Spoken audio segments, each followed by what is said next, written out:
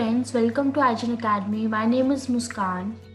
Previous video lecture में हमने print function के बारे में पढ़ा था.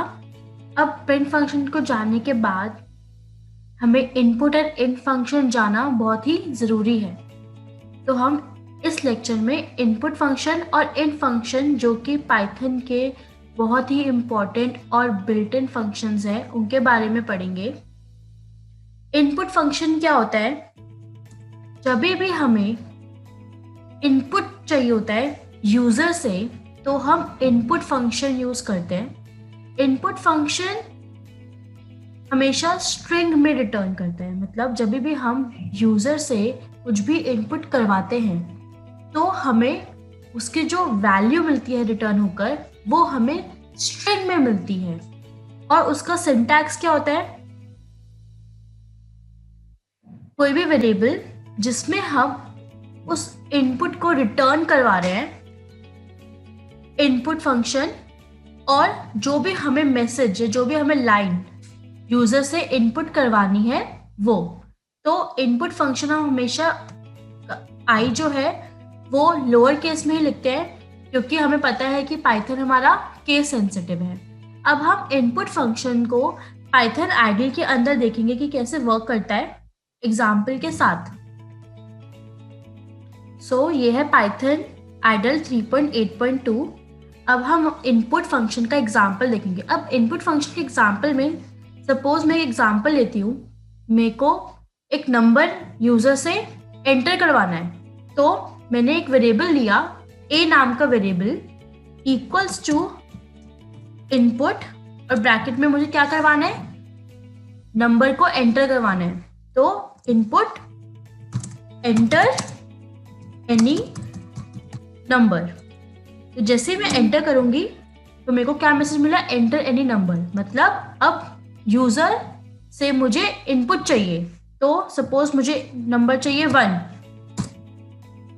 अब ये है हमारा इनपुट फंक्शन. अब सपोज मैं एक और वेरिएबल लेती हूँ b. b is equals to input enter any number. अब मैं एक और नंबर एंटर करवाती हूँ, तो मैं इसको ले लेती हूँ एंटर एनी अदर नंबर.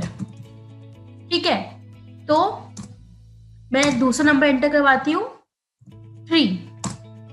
अब मैं क्या करवा रही हूँ? एक और वेरिएबल ले रही हूँ c नाम का, जिसमें मैं a और b को ऐड करवा रही हूँ.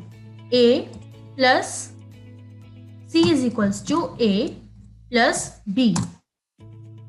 अब मुझे c की वैल्यू को प्रिंट करवाना है, प्रिंट c. तो मेरे को क्या मिला? 1 और 3. अब मैं तो ऐड करवा रही हूँ, तो ऐड के हिसाब से तो मुझे आंसर 4 मिलना चाहिए, लेकिन मेरे को क्या मिला? 1 और 3, क्योंकि input function string value return करता है. तो स्ट्रिंग वैल्यू रिटर्न करता है, इसलिए जब मैंने a प्लस b किया, मतलब a के अंदर हमारी वैल्यू क्या थी? a के अंदर हमारी वैल्यू थी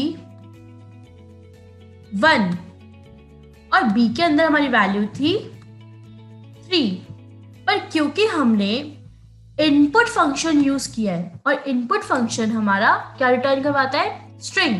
इसलिए उसने इन दोनों को एज अ स्ट्रिंग कॉन्कैटिनेट करके दे दिया, ना कि ऐड करके, क्योंकि हमारा एडिशन जो है वो कॉन्कैटिनेट भी करता है और इनपुट फंक्शन स्ट्रिंग रिटर्न करता है. इसलिए उसने दोनों ही नंबर्स को एज अ स्ट्रिंग रिटर्न करवाया, क्योंकि हम उनको ऐड कर रहे हैं, इसलिए उसने उसको कॉन्कैटिनेट करवा दिया. तो ये था हमारा इनपुट फंक्शन.